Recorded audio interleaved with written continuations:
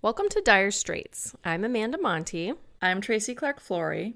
Today, we're digging into dating. Last month, we hosted our first ever live recording of this podcast. And let's just say we heard loud and clear that dating today sucks.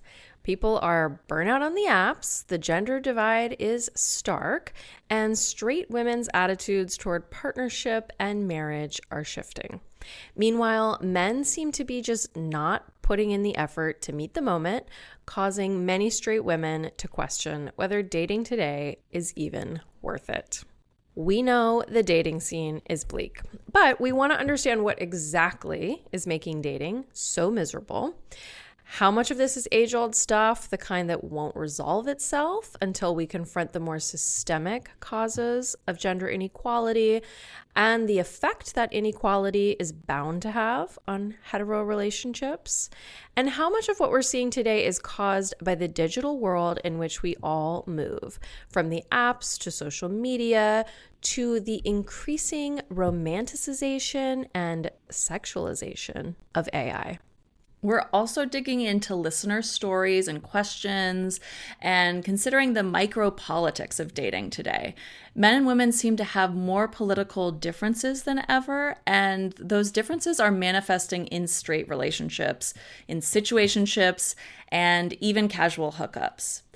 This is a free episode, and it's kind of a PSA on how to survive dating today, but we do need your support. Feminist media is under attack and dwindling, with so many of our favorite publications shuttering. If you want to see us stick around, upgrade to a paid subscription at direstraitspod.com. That's Straits with a GH. You'll get an additional extra juicy episode every month, along with access to live conversations with us and cool guests, and all sorts of community features on our Substack page. If financial support really isn't in the cards for you, please share this podcast on your social pages, in your group chats, and IRL, and leave us a 5-star review on your favorite podcasting platform.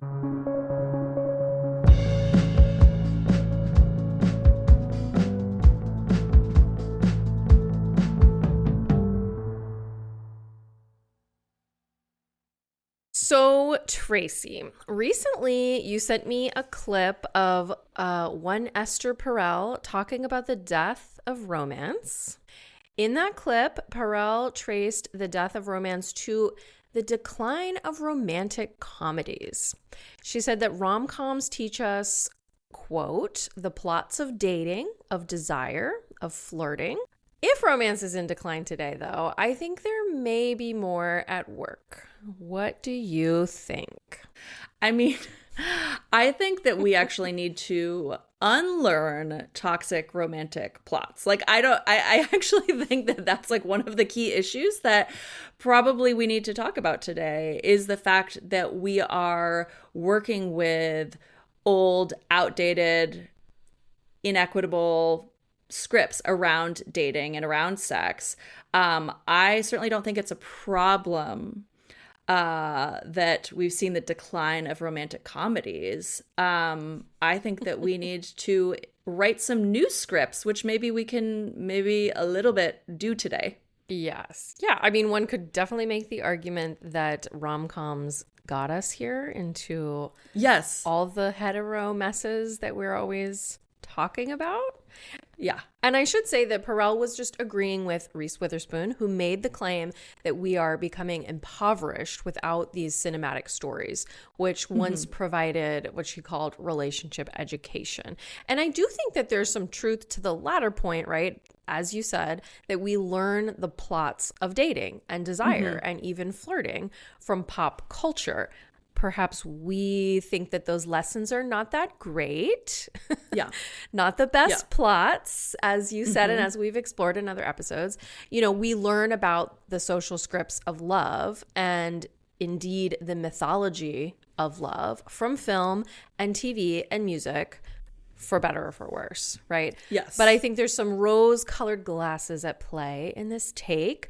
As you pointed out, we know that rom-coms have also impoverished us because their scripts have in the past been so limited, so patriarchal, so much the source of so many of our damaging ideas about love and dating and relationships, which is why I wanted to kind of start here.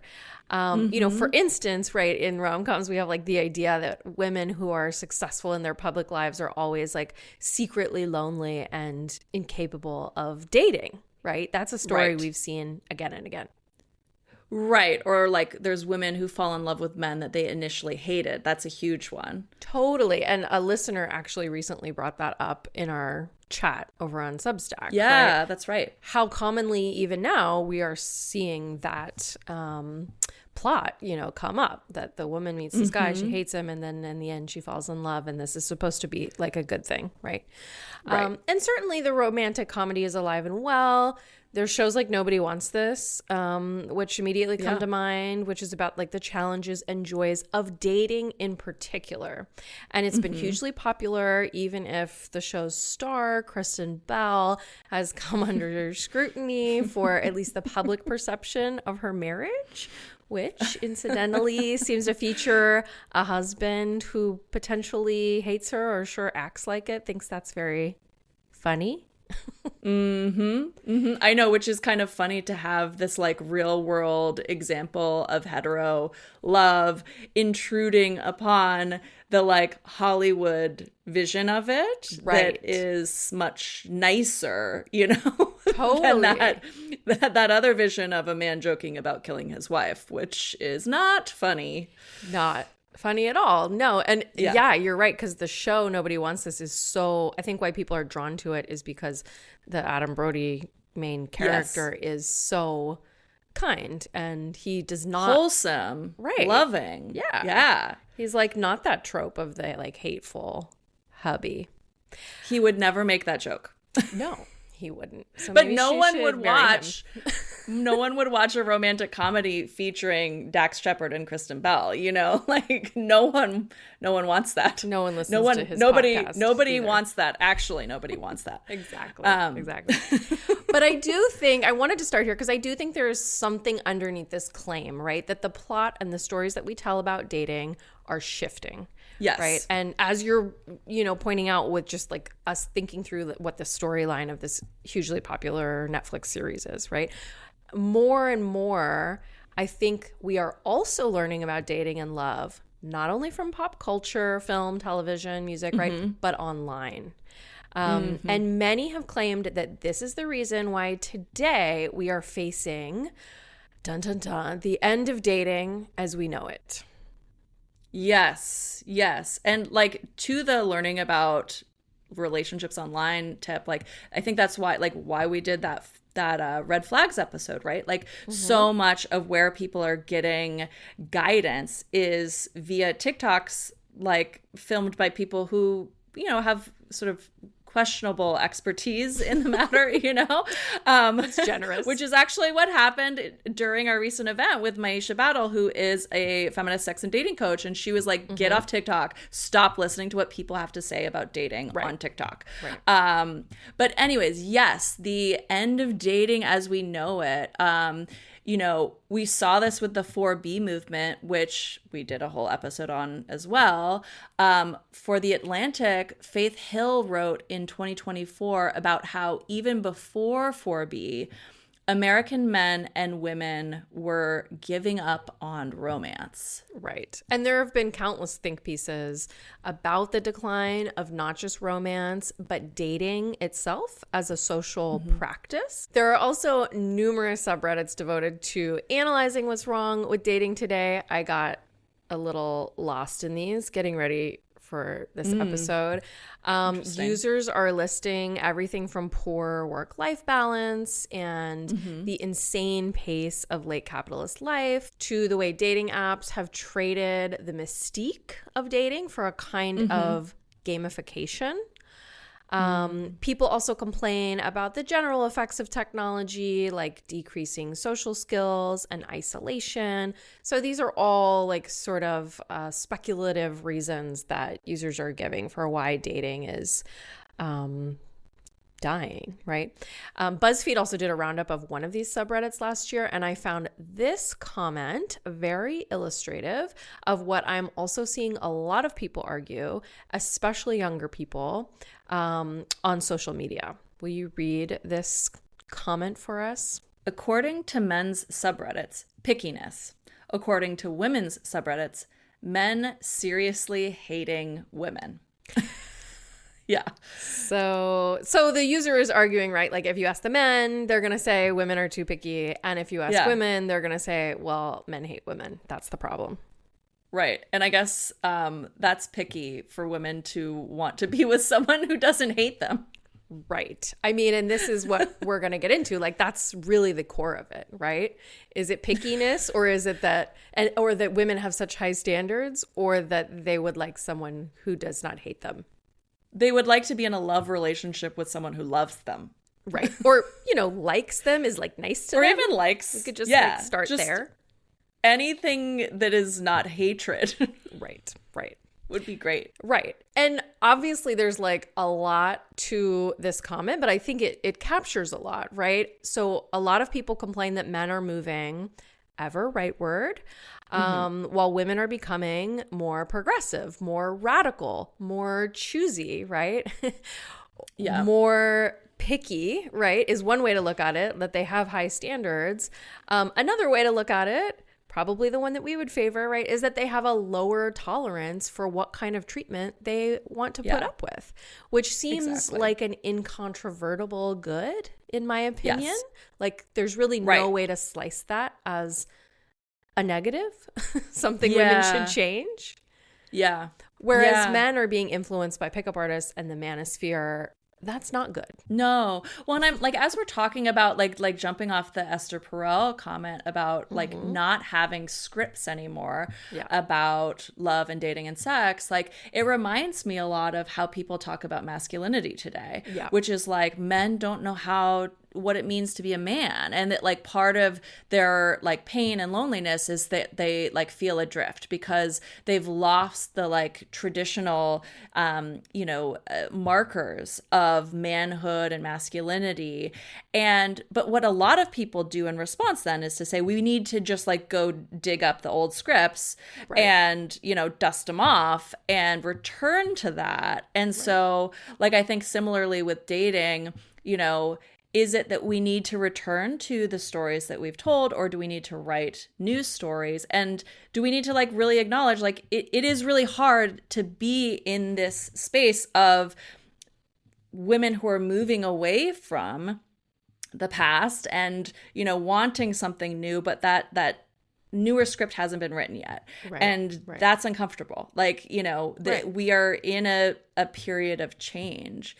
And like, clearly we're not just talking about a gender divide as it's usually referred to, but political differences on the sort of micro-political level. Absolutely. And I think within dating, what we are seeing among women is this attempt to live out their politics on the personal level, on the intimate level, right?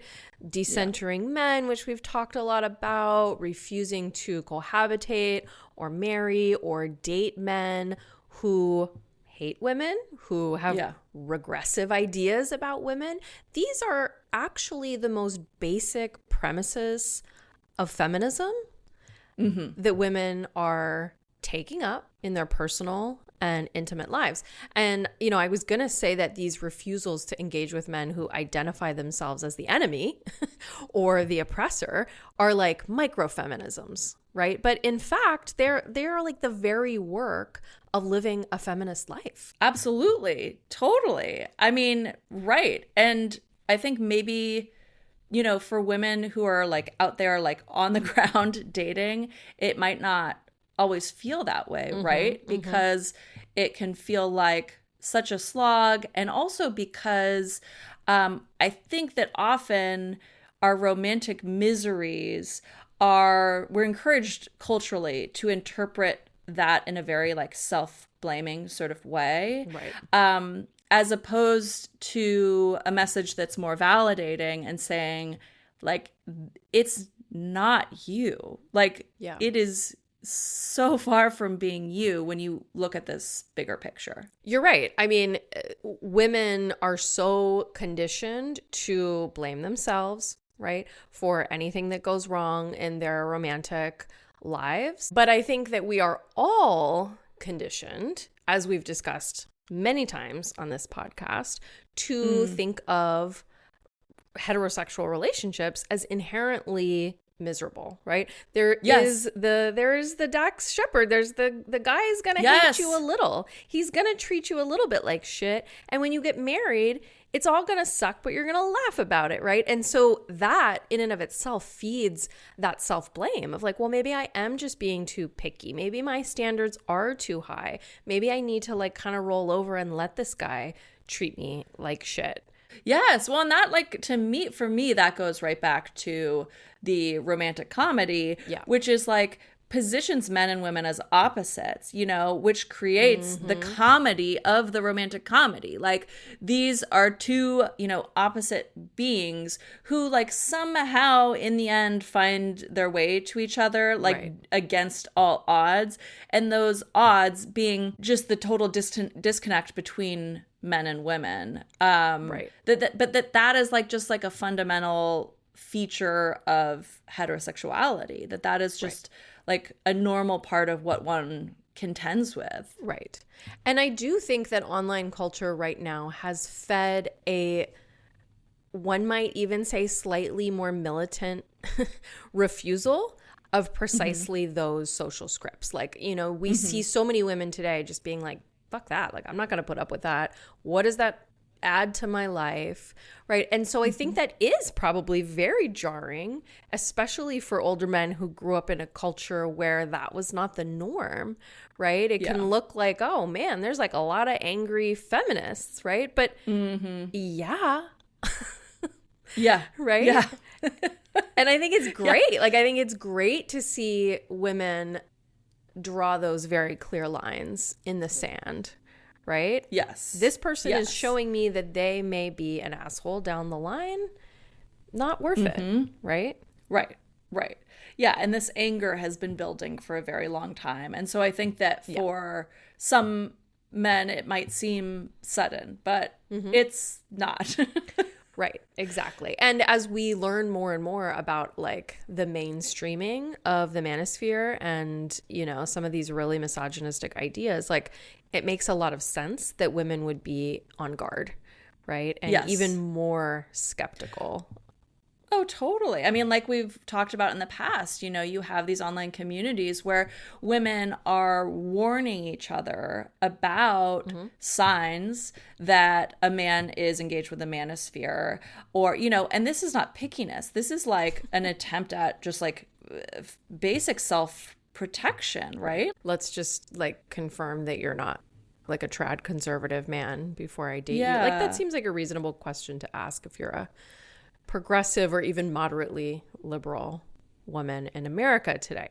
Now, I do feel like we need to acknowledge that some have argued that therapy speak, which is also very prevalent online, and even therapy itself is making us mean. And, you know, that folks now have a tendency to sort of institute so many boundaries and relationship conditions and overlabel abuse, right? Like everyone is a narcissist today, you know, or at least everyone's parent is a narcissist, right? That we become incapable of having a relationship with anyone. And I think that there is some truth to like the overuse of therapy speak. But it does also, these arguments do also feel very adjacent, at least in my mind, to arguments that say women's heteropessimism is just a result of a culture in which nobody wants to be earnest, right? Everyone's trying to avoid being cringe. So it's like, you know, a dismissal of women's complaints, real abuse, real mistreatment, everything we just talked about, real skepticism of men today and what a partnership asks of women, a heterosexual partnership asks of women. It's a real wholesale dismissal of that to just write it all off as the result of this like hyper individualistic therapy culture, I think. What do you think? Oh, totally. Yeah. I mean, it's another way of saying that women's standards are too high, that they're asking for too much. And yet it also seems like this is the first time in history where women are asking for what is due, namely equality, at least on the level that we're seeing in dating. I mean, and I do think that like the internet sort of like discoursification, can we add that to our Dire Straits lexicon? The internet discoursification of dating can bleed into the way that we talk about relationships. Like, so for instance, we now have like this very widespread term, situationship, right? And I feel like I'm just starting to settle into this term. What is a situationship? Tracy, I feel like I don't know, you know more about situationships. What are you trying to imply? How many of them have you been in? I mean, we didn't have that term back then when I was in situationships. Situationships are where you are engaged with another human being on some level, from like flirtatious to romantic to sexual, and the exact parameters of it, the expectations around it, are not clearly defined or do not feel secure or solid. Right. So there's like a lot of uncertainty and like a high level of kind of drama involved because of that uncertainty. So, I mean, I think back in my day, this was just like the norm of like hooking up with someone, and it's just so casual, but one of you maybe wants something more and you're not clear on whether the other person wants something more. And so you're just kind of, I mean, at least in my experience, driven crazy by that uncertainty and longing. I'm just thinking about like how many situationships, in scare quotes, I feel like I'm such a millennial right now.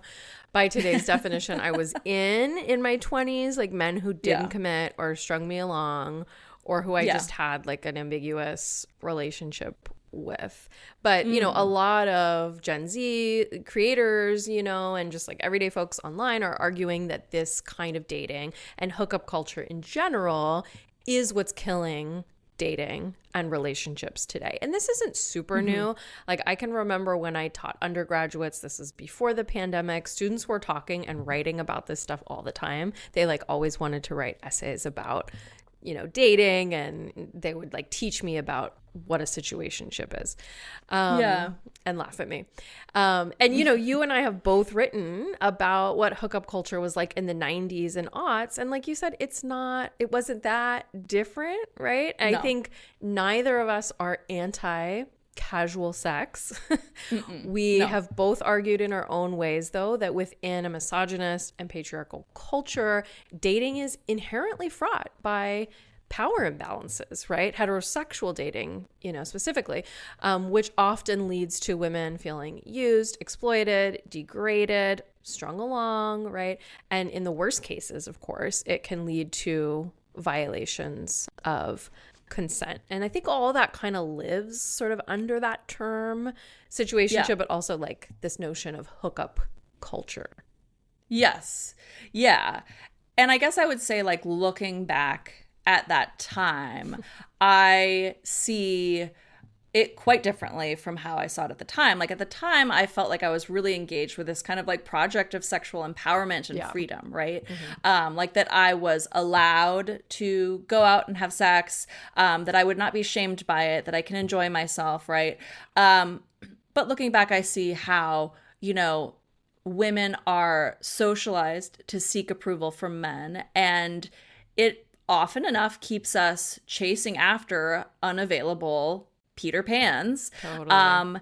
And I think a key part of the situationship dynamic, which, often is in that particular gender power, dynamic, of the woman chasing after the man, the Peter Pan. Part of that, I think, is that we are socialized to live through men. And so I chased men throughout my 20s who I think in many cases, I really just wanted to kind of be them. Like, they had this access to a degree of confidence and entitlement, or even just like adventure that I didn't really feel like I had access to. Yeah. And so, you know, I guess the question for me is like, how much of our dating dissatisfaction, whether it's now or back in the aughts, like arises from what it means to pursue love in patriarchy, you know? Right. And I will just say, in terms of the death of dating, like being declared now, I didn't really go on dates in my 20s. Like, I met people at bars or parties or at work. We hung out, we maybe slept together. There were maybe a couple OkCupid dates, but they were like super, super casual. So as far as I'm concerned, dating died a long time ago, decades ago. Right. I mean, even when we like think back to like what Victorian era, like what is what was like the height of dating? Yeah. Like, it was always super bad for women. Like, let's just be clear. What's the heyday, the golden era that we want to return to exactly? I don't think it exists. There's like a little bit of like Make America like date again. Yes. Like, yes. What is? Ooh, I love that. Yeah. I also just wanted to like flag, underline, highlight, emphasize, like, whenever you talk about, you know, because I think we had very similar experiences in our 20s with hookup culture and sort of the way we saw it then and the way we see it now. But I always find it so interesting when you say like that you realized you just wanted to be a man. Yeah. And it always makes me think, like, is that what I was doing? And I really think for me it was much more of these mythological love plots. Like, yes. Yeah. Like, I really do think it was male attention. Like, you know, and I know that that's part of the I want to be a man, right? But like, it was that feeling of just like, well, you know, wanting to be wanted, right? Yes. And wanting to be like the only thing that this person thought about, and the sort of impossibility of like fulfilling that feminine object ideal. Well, I mean, oh my gosh, dude. Like, the thing is, it makes perfect sense, right? That this is how we spent our 20s, because we both wanted to pursue that like romantic love plot that you're talking about, right? Like, we are socialized from like day one to do so. And we also want to be the man, to embody some of what he has, right? And his freedom. So, yeah, his freedom, entitlement, his power. And so, like, by pursuing that through love and romance and sex, it is like you're going the socially acceptable route. Like, you're getting that thing, that like that sense of power in the way that we are taught to do since always, right? So it's like it is both wanting to be the man and also wanting the love story, all wrapped up in one. And what a mess. I can't believe that ever goes poorly. Right. Well, and the love story in which you are protected by the man, right? In which you are married, in which you are taken in by him. I mean, literally, like, coverture, like women used to be covered in law by the man, right? And I think that when we really get into our psyches, like, that still very much lives there. It's like that identifying with the oppressor. It's wanting to get in bed with the oppressor, right? To your point about, you know, dating never being good and always being dead, I can only remember going on like a few distinct dates with men, you know? Like, I too just like went to bars and hooked up with like guys that I worked with at the restaurant, you know, or met, you know, one night. The few like distinct dates that I remember going on that were like nice at like nice restaurants in LA, I remember these guys liquoring me up, taking advantage of me, like getting me back to my apartment, you know, and fuzzy violations of consent, or maybe not that fuzzy, right?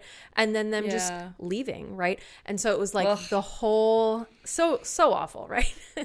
Yeah. The whole romantic narrative was there on the date until they got what they wanted, and then then it was done. Yeah. Oh, right. So, I mean, oh my gosh. And that is so much. It's like, this is part of what we need to remember when we're talking about like bringing dating back, you know, it's like that, like that, is that the vision? Right. Oh, it's awful. I know it's so painful to look back at those times, and especially like, you know, to our younger selves, who, you know, maybe certainly didn't have the perspective that we have now around what those dynamics were and how fucked up they were. Totally. I mean, I was only really truly taken on a date like towards the end of my 20s by Christopher. And it was a total revelation. Like I remember at the time being, because I think I had been very much like, yeah, it's cool, whatever, like, you know, hanging out at bars, going to a taqueria, you know, very casual kind of like interactions with men. And then this idea of like actually having a planned, intentional date with someone like was a total revelation, but also kind of confusing. Like Christopher, like I remember him saying, I want to court you. And I remember being like, I was like, are you sure? Like, we could just sleep together right now. You're like, that sounds like I don't a lot of work. I don't need to be courted, and I do kind of want to fuck you. I didn't say that, but that's what I was thinking. But honestly, though, in retrospect, I realized that like that was actually a wonderful way to go about it, you know, that I did end up waiting to sleep with him, and that I ended up therefore feeling, imagine this, emotionally comfortable with him before we slept together, which was like a completely different experience, right? Much to be said for that.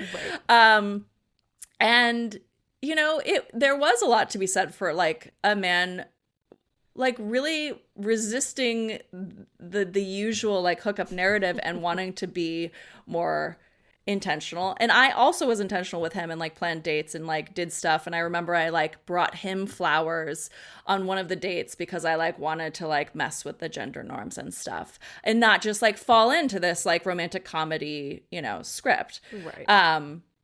But I do think that like a lot of my 20s was spent like adjusting my expectations in order to be desirable to men, but also because I really wanted to be out there having fun and, you know, being quote unquote sexually empowered. And so I put on this attitude of like being cool with like the lowest common denominator of dating. Right. And often what comes with that is a lot of like, I don't want a relationship. I don't want commitment. I don't want monogamy, which I know we'll talk about in a future episode on monogamy.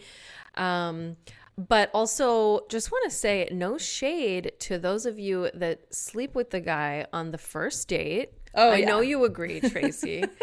I definitely slept with my former husband on the first date, and I do not think that was a red flag. It was 100% me being like, okay, you're being really sweet and chivalrous, but I was like, let's get to the main event here. We don't need to delay this. This is why we're here. Totally. I very much endorse that. And, you know, I think too that like I'm now at a point in my life where I think I could actually do that and be present.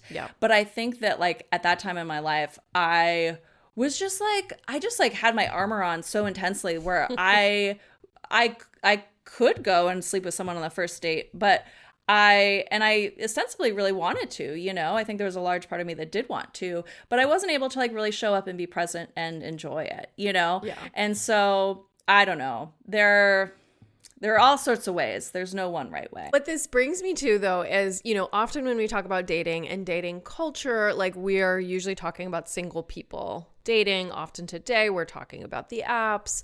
We're mostly talking about the process of courtship, to use Christopher's Victorian Mr. Darcy term. He kissed me on the cheek after that. He literally said, I want to court you. And then he kissed me on the cheek. Oh my gosh. I would have been like, come Instead on, of the lips. let's go.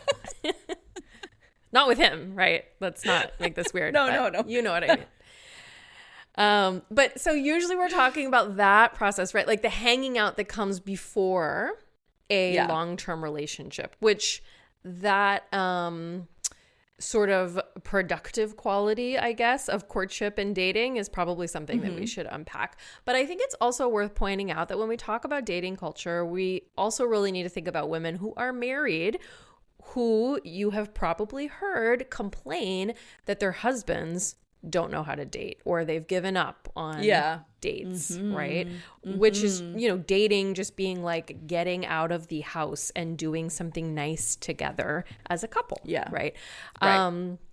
You've probably heard a straight married woman complain that she always has to be the one to plan the date nights, right? We covered this briefly in our Fifth Shift episode, right? But that's like a kind of a whole area in and of itself of labor, right? Or that she needs a good date night to feel attracted to her partner or in the mood. I have heard this so many times. And that's new, I think, in some ways, because men never used to date their wives, right? They would have a mistress. But women also, as we've noted, want more now. That's a good thing. And I think this also highlights how sexual consent is really being introduced into marriage for the first time in history. Women don't just have higher standards for their husbands.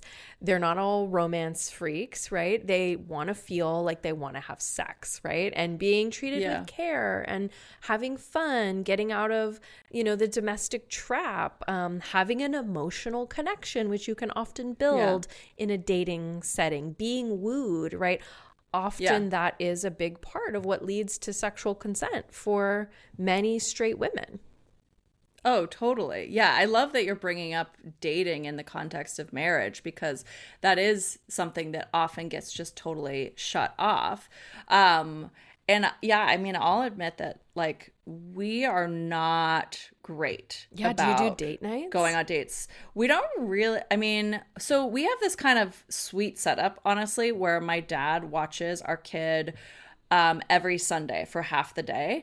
And so we go on like day dates, but they're not like super planned, because it's like weird. You don't want to make like a reservation at a restaurant like in the morning on a Sunday, but we'll like do things like go to the botanical garden where we have a membership, and we'll like walk around, or we'll like, That's adorable. Or walk the dog, or so they're like dates, but like, it's time together.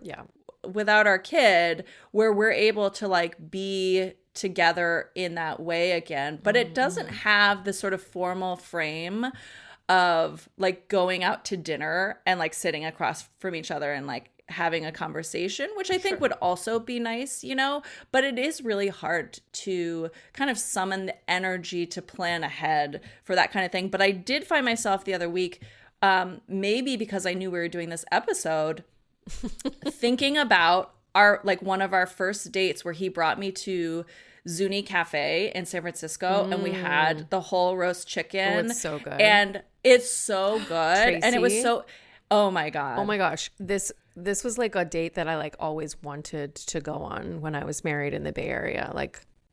Did you ever go? You've been though. I've been. I went with my ex when I lived in San Francisco, who was we don't need to go down that path and talk about him, but that was like the one time I went, and so I'm very jealous. It's so good. It's so good. And it's like, I remember like sitting in the most perfect, like most romantic little seat, like up, they have like this upper seating area. It was so cozy. And it was just like, and the man showed up in a fucking suit with like a little one of those like the slim man you mean Christopher? Ties. my man with like your husband? He had like a suit on and like a thin tie, like one of those thin ties that was kind of like cutest. In style at that time. And it was like, I was just like, this is so nice. But I also remember being like really conflicted about like the sort of like, like feminist politics of it all. How expensive I was like, wait, that chicken was? Well, that and the like formality of it, and the like, And they're like, I'm really committed to this, like, you know, hookups being empowering thing. Like, can I also think that dating is cool? Like, you know, it just like, it was, but anyways, I've been thinking we should plan a date at Zuni, like to revisit, you know, 13 years down the line. What a nice thing to do. Sweet. Really, really sweet. I mean, what you're making me think of, though, is like how silly it is that we think of a date as like going to dinner, right? Like that's the only way to date a woman, a man, a person. I love like taking a walk, right? Like that is, and actually I feel like I had to really dig deep into where does my desire for some kind of what we might call romance or dating come from when I was married, because it really disappeared. And that was like, it was kind of a major problem within my marriage. And, you know, something that I felt like I really had to like come to the table and like defend, that this wasn't like a consumerist thing. It wasn't about spending money, you know, like what was it for me? And then also talking to a lot of women when I wrote that piece on sexless marriages for New York Times Magazine, I also heard from a lot of women like, I'm only in the mood if I go on vacation or have a date, right? And so I've thought a lot about like what was it? And I think so much of it for me was getting outside of that domestic context, wanting to feel seen and heard, like literally getting a chance to like say a sentence without my kids interrupting me, have conversations with my partner, like not just about kids or housework or what we needed to do that day, or even like, I mean, we do the thing where we would go on a date finally and we would talk about the kids, right? But I could take a shower, you know, and like wear clothing. And brush my hair. And like, I wanted to feel like a woman who was not just a wife or a mother, right? And it wasn't even about being like in some sexy, like body con, whatever outfit, right? Just like getting out of those roles, you know? Totally. That's what I think women are missing when they talk about 100%. Yes. Well, and I think, you know, it's interesting as you're talking, I'm reminded of like, so we had this event in Oakland recently for the pod, and Christopher was there. He was our merch boy. He was like selling our books for us. He's and the best. afterwards, he was like, I love that so much. And he was just explaining, he was talking about how nice it was to be outside of a parental context, to be around people who were like talking about life and ideas in a way that didn't center around this identity of, in his case, dad, you know, but just parenthood more generally, because you can get so locked in that domestic parental world. And then to just like to be able to step out of those roles and be in the world around other people, even when it's not in the context of a one-on-one date, but just to like to feel alive again. I think, of course, like who doesn't want that or need that? Right. And even just to like have fun, like just, you know, I found like the more I dug into like what was it that I wanted and was missing that was really there in the beginning of my relationship before marriage, it was fun. It was exactly what you're talking about, like being in community, you know, hanging out with like-minded, you know, artists and writers, which was very much like, you know, our life before marriage, right? Just wanting to, get outside of being valued only as mom. And interestingly, this makes me think about how a lot of young people are also arguing that dating is plagued by extremely low effort men. These are men that like don't text back. They don't really communicate at all. Never mind like planning a great date. When things get hard, they ghost women. And I think you see that within the marital context as well. Women who are like, wait, why won't my husband put in any effort to just step outside of these gendered boxes and have a good time together? Totally. I mean, the low effort thing was something that we heard like so loud and clear at the event. And then I think, you know, there's so many other factors too at play here with dating. Like there's the influence of things like audio erotica and AI, like there's a lot of incentive for both men and women to just check out of the dating world, Right. especially if it feels really hard. A study conducted by Match and the Kinsey Institute reported that 6% of adults in the US and 49% of Gen Z have turned to AI for dating help. So it's like helping them craft their bios, write responses to others, which is so depressing. Yeah. Or even to like analyze conversations. I've seen a lot of this online, actually, like TikToks of women talking about how they brought their situationship to AI and they like literally download all the texts back and forth and then are like, AI, ChatGPT, whatever, like, does he like me? Or like, what's going on with him? Like trying to parse and read between the lines. Well, it's interesting because there's like this tension between the women who are just fully turning away from dating and, or at least like marriage as like a central life goal. Women who are rejecting men, you know, who are perhaps even poking fun at their own straightness, right? And like, I'm done with men, you know, don't want to be straight anymore, like all that kind of stuff that we see today. But then there also seems to be this sort of subset of women who are kind of trying to optimize dating. Yeah. Which we talked about in our Dark Feminine episode. Yes. You know, like if I can take control of the process, whether it's red flagging or, you know, using these dark feminine manipulation techniques or using AI, then I can optimize my way out of patriarchy, right? Yes. And to me, like the sort of like wholesale rejection, that makes a lot more sense. Right. It's a lot more safe. Right. Yeah. And I just want to say, I don't think that AI is going to break us out of patriarchy. No. Somehow. Yeah. Somehow I don't think we really even need to unpack that. I think that's just a fact. It's just, it's just a fact. It's just a fact. Well, and it does seem that there is a timelessness to some of these complaints about dating. Obviously, you know, we're talking about the overlap between what we're seeing today and what you and I experienced decades ago. Hey, watch it. I know. Cool it. I'm aging myself. But then there's some new problems, right? Like the technology of it all. But when I was researching this episode, I kept thinking about that line, chivalry is not dead, right? As a kind of statement that women and men, you know, have made for decades about how, you know, most men, you know, but like hashtag not all men, have lost the ability to treat women well, right? And it seems like a lot of these problems that we are discussing, especially men mistreating or using women, you know, in a variety of ways, persist because patriarchy and male power persist. Right. And it's funny because, of course, chivalry is often a form of benevolent sexism. But I think sometimes it's like, well, you know, sexism seems to be a given. So I'd prefer the benevolent kind. Right. I'd rather the guy hostile, that opens the door and it's like kind of condescending, but I feel well treated. Exactly. Than the guy who's like, so you're going to pay half tonight? Right. That's a whole conversation that people seem very invested in right now.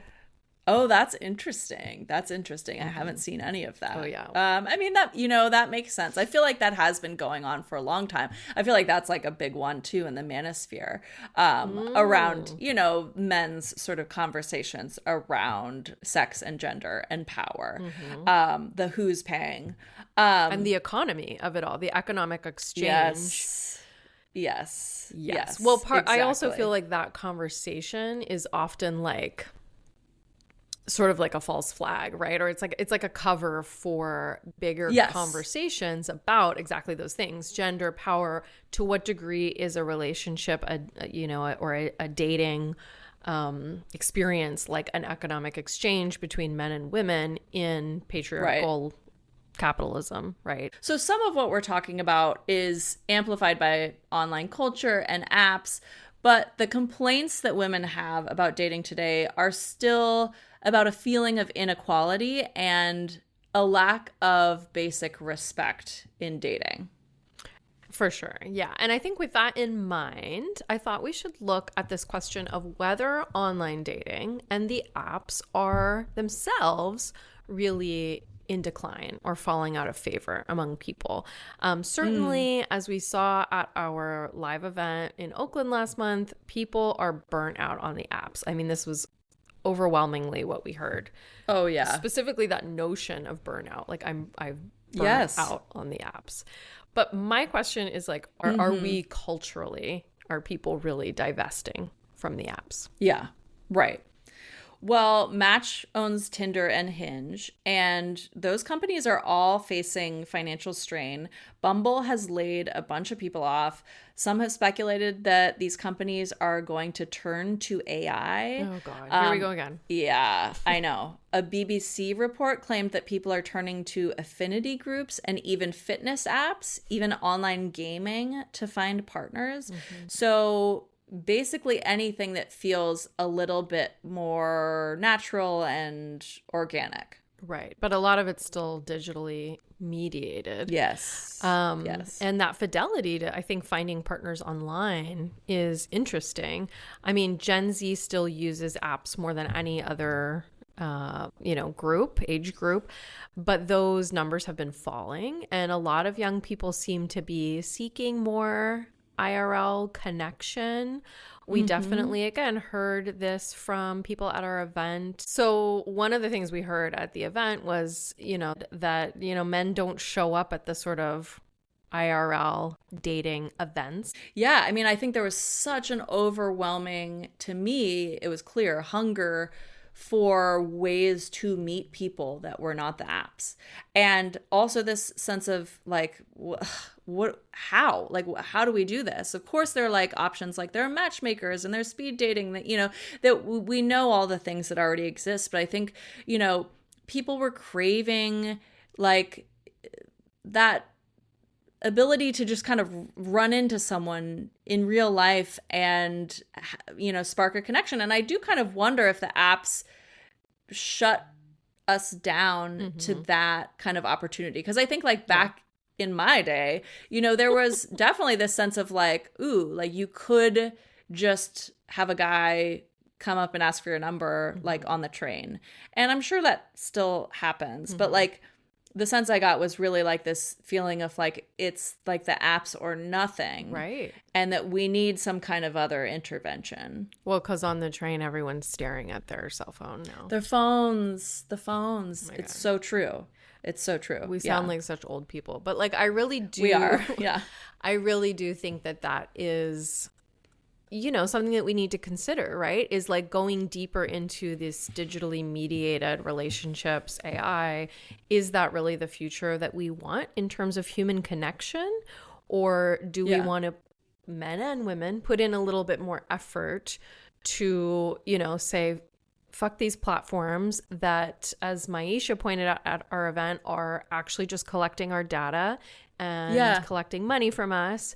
Do we want to turn away from them, lock them in a drawer, and like find that what we always have talked about, frisson, right? Like that, like frisson. Like, however you say it. I'm just gonna keep saying it. Frisson. That, which is that like, what is it? It's like that exciting spark between connection, physical, there's fleshy also bodies. Yes, bring it back. It's the best. Is there a better thing? Is there a better thing than like making eyes with a hot stranger and like realizing there's a sense of mutual attraction? Oh my God, it's the best. That is something that I've really been thinking about lately, which we can get into a little bit more when we talk about where we are with dating now. When do I get to be your wing woman? Right. Well, the thing is, right, is that when we talk about dating today, it is so app-centered that it's like, are you on the apps? Like, are you going to get on the apps? Like, yeah. And I think coming out of a very long marriage, where the apps were not a thing before I got married, it's like, but do I have to? Do I have to do it that way? Right. I can remember, like, I went on a work trip maybe like a year ago, and like, just some guy like got me coffee and he was super hot and like we didn't really even say anything to each other, but it was a moment of like, oh, that. Yeah. Right? And it was so great. Mm-hmm. And oh, yeah. And, you know, I think sometimes what happens within marriage, right, is that you just shut yourself off to all of that. And I wonder if there's some of that to, like, if you're on the apps, this is just like speculation now, but like if you're on the apps, if you're also kind of shutting yourself off to some of those more chance encounters because you're thinking of it as this very optimized, strategy oriented experience. That's what I'm wondering. And because when it's so much easier to swipe on the app, right, and than it is to like actually face rejection in real life, in real time, like to go up to someone and make it clear that you're interested, you know, like that's super scary. And you're like, well, I know in my pocket I have a million other potential options. Like, why would I shoot my shot right now? Right. Exactly. You know, and also it's like occurring to me too, like so many of us have shifted to either working from home or like some kind of hybrid combo where, you know, we're not out in the world with like a regular schedule in the way that we were necessarily, you know, and so it's like, are you having as many chance encounters on the train as you maybe did in the before times? Maybe not. So the dating scene is bleak. Definitely. But it also seems like it's always been bleak, especially for women. Yeah. And while, yes, we know that social media and digital life are both amping up isolation and disconnection, ramping up misogyny, inequality, polarization, American fascism. Yeah. The pains that we are feeling in our dating lives have systemic causes. I mean, is there any overcoming that? Like, so and Amanda, we're screwed. Yeah. And, you know, how are you feeling about dating? Because last I checked, you were maybe thinking about getting into it, but I can imagine that hearing from our burnt out listeners at our event that it didn't help to boost your excitement at all. No, it did not boost my excitement at all. Not one single person that I have spoken to who has been on the apps has sold me on the apps. Yeah. It has only been complaining. Damn. Not one good thing that I have heard. So there's that. Yeah. Doesn't make that approach feel very appealing. Yeah. But also like I'm in no rush. I, you know, have been living alone for like 6 months. Wow. And you know, a lot of that time was spent like adapting to that, right? And recovering from like a 12+ year marriage and like divorce, like going through the logistics of all that, learning how to co-parent, learning how to like split time with my kids and like what that life looks like. And I feel like I'm just now like really enjoying it. And you know, there's time, it takes time to sort of like end a previous relationship. I would love to be able to say that like the moment my ex moved out, I was like, cool, let's go, right? But that's not real for me. Yeah. Right? Yeah. Yeah. I find it like absolutely insane that like when women are married, they can't take a break from their husbands without being pathologized, right? Without like they must have some sort of mental health problem or, you know, physical problem. Women can't be single like without being pathologized or feared or seen as a threat for like any amount of time. You and I talked about, Tracy and I had a wonderful little celebration. What was that, for my birthday, maybe?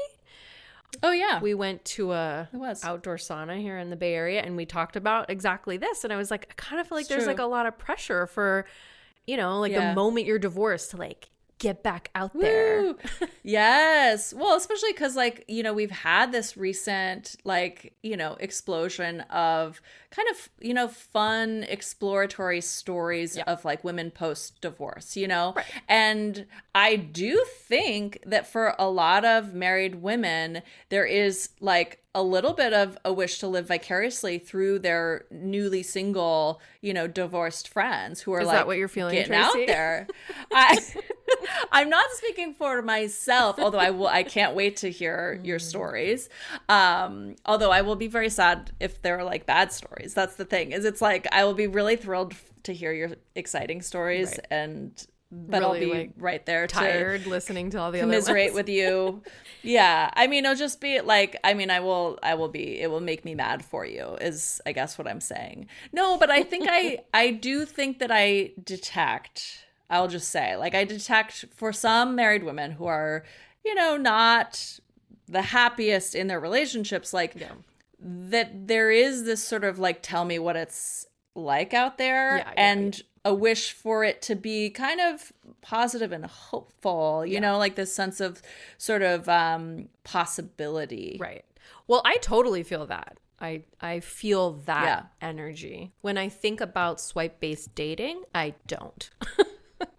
Right. So I think that's the question for me, is like how to, is it possible to date without the apps? Like I would go on the apps for this show, you know, and maybe if we were not doing this show, and like maybe if I got to a point where I was like really lonely, which could happen, right? Then I would be like, okay, like fuck it, like get my friends together, right? I could totally see us like hanging out and making the profile, and maybe that will happen. Totally. But I'm not like, oh, you know, I can't wait. Right? Because it just doesn't sound very appealing. However, like the excitement of the possibility, the like fleshy chance encounters, that is exciting. Yes. But I also have zero desire to be in a relationship. I don't want to live with a man. I'm not like, let me find my next husband or my next boyfriend. Like, I would take a lover. Yeah. Yeah. You know, but how does one find a lover? Exactly. Yeah. Without, you know, Tinder or Hinge or anything. Message me. I mean, do you find whoa. Wow. Cut that out, Tracy. Definitely not cutting it out. That would be really cool though if the pod oh god, now this is gonna get really out of control. Never mind, I take it back. I will be screening all applications to become Amanda's lover. That's fine. Yeah, that's fine. That's good. But I am curious, like, are you conducting yourself differently in the world, like with the wish or even just the openness to having a chance encounter with a handsome stranger? Conducting myself different, like how would I, like, I don't know, are you like making eyes? Do you dress differently? Do you present differently, like to the world? Are you making more eye contact? Are you smiling flirtatiously? I don't know. You tell me. Have you caught me doing it? You know, I think like post-divorce, like I did start to think about like how many things you sort of shut down in your life when you are in a monogamous marriage. Like, especially as a mom, right? Like, I think I was sort of awakened to my own body in public space again. Whereas I felt very much in marriage that it sort of asked me to erase myself, blend in, right? Be somebody who was off the market, appear as such. And so it's been really fun and juicy and erotic and exciting to feel that whole, honestly, to like feel like the whole erotic part of myself reopen. Yeah. That sounds really dirty, but I love it. It's great. I mean, that's so cool. I love that. It's like, sit with that feeling and possibility. Like, that sounds really lovely opposite the misery of everything we've on just apps. Talked about. Yeah, well, it's like interesting no. because we as we just talked about, right? When I was last dating, when you were last dating, right? It was so bleak, and there was a certain way that I was approaching relationships with men, right? I wanted a husband. I wanted to get married. Yeah. I wanted kids. I wanted a family. I wanted the dream, but, you know, I did want to be a mom, and now none of that is there. And so I think there is, if I'm being totally honest, like a real fear of getting sucked into that, of getting sucked into that old way. Not that I would want to live with a man ever again or get married, but like that desire for male attention, that limerence, that just like a shitty guy, you know, who seemed nice at first, taking up a lot of my time. Yeah. There's a lot of fear, you know, of getting sucked back into that. So I think I'm kind of like treading slowly and lightly. And, you know, at a certain point, you can't stave off heartbreak. You can't stave off, you know, meeting a guy and then realizing he's actually kind of an asshole. But I'm trying. Yeah. Right. Yeah. I mean, you know, it makes me think of like all the many ways that we've talked about that straight women are, you know, kind of trying to protect themselves and protect their hearts when it comes to dating. You know, in our red flags episode, we talked about how women are helping to warn each other off, you know, signs that a man might not be good. But we're also seeing phenomena online that really seems to be in the interest of creating a sense of kind of community around dating, to like ways to feel less alone. Yeah. Have you seen these date with me videos on TikTok? I haven't really. Explain to me. So these are videos that women create that take their followers out on a date with them. They film themselves getting ready. They talk about their date, who they are, what they're doing, and then they report back. It's pretty sweet, really. It's a way to, I think, make dating feel like less of a solitary experience. And I think it has some potential to show how so many dating miseries are collective. They often arise from these bigger structural issues. And the downside of this kind of internet dating culture is that, you know, people with all their foibles and missteps can become content, right? Mm-hmm. There was this recent article in Vice about how Gen Z men are afraid to date because they worry that they will have an embarrassing viral dating moment.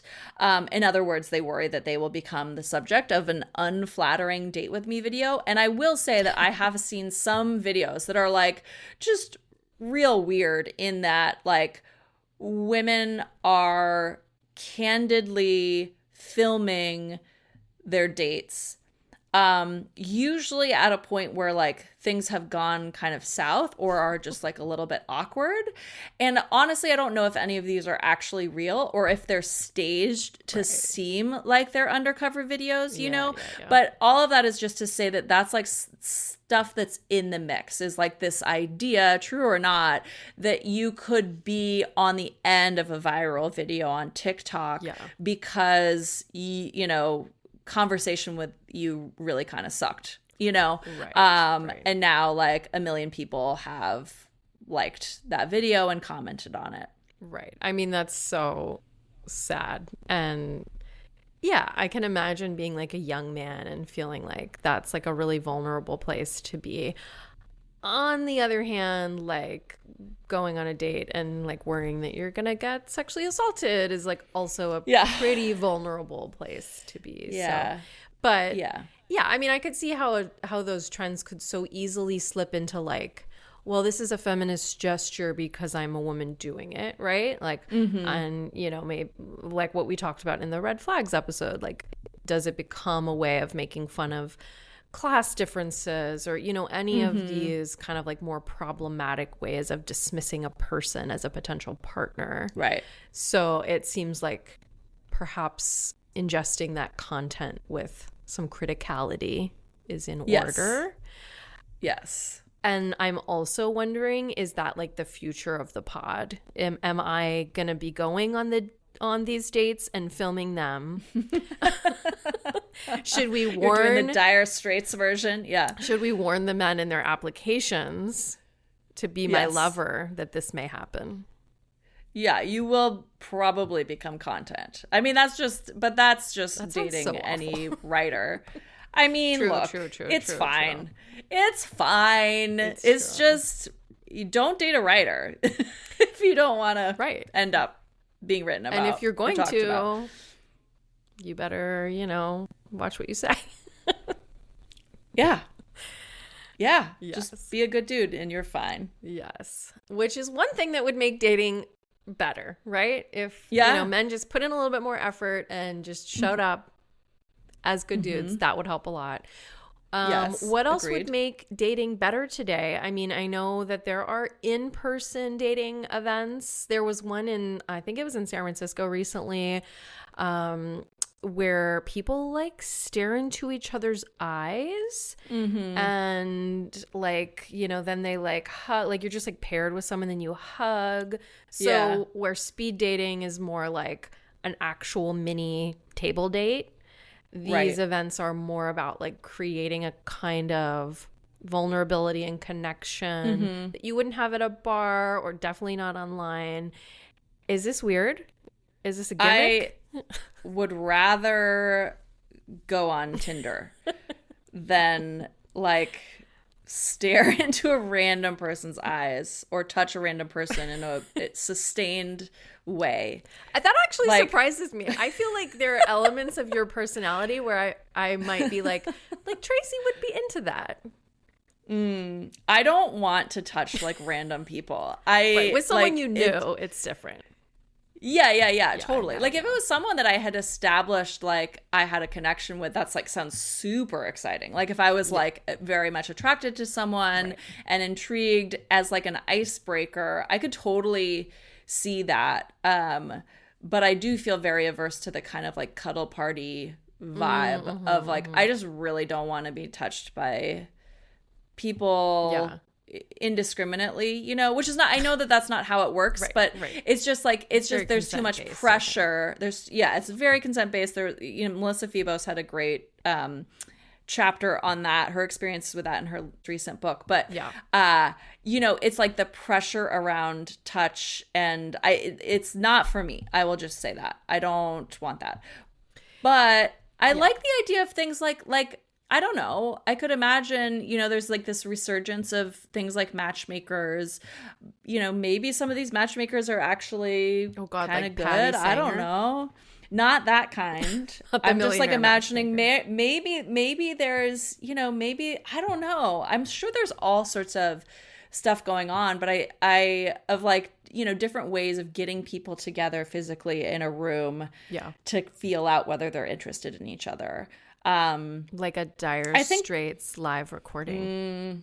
I think that I know. Well, for the straight women, the sad thing is that there were not that many men at our event. There were some men. We got to get them but out. Not very many. Yeah, we got to get the men out to the Dire Straits events. I would love to do some matchmaking for listeners. We've talked about doing matchmaking for like on a friendship level between our listeners because it's a great way to find like-minded people. Totally. Right. Which seems like, I mean, that's a big issue with the apps, right? Is you can have a profile, right? But so much of it is like just appealing to whatever, like a common audience, right? And then you really meet someone and you find out like what's really going on with them. Whereas you have a community like this, like these are people who want to think about the same questions you want to think about and, you know, really structure their lives. Totally. Against power. And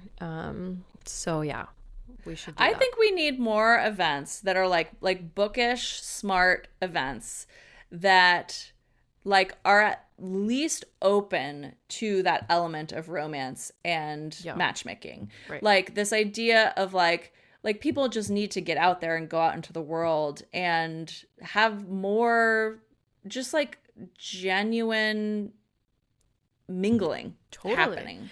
And I think, it does, I think this is hard for young people.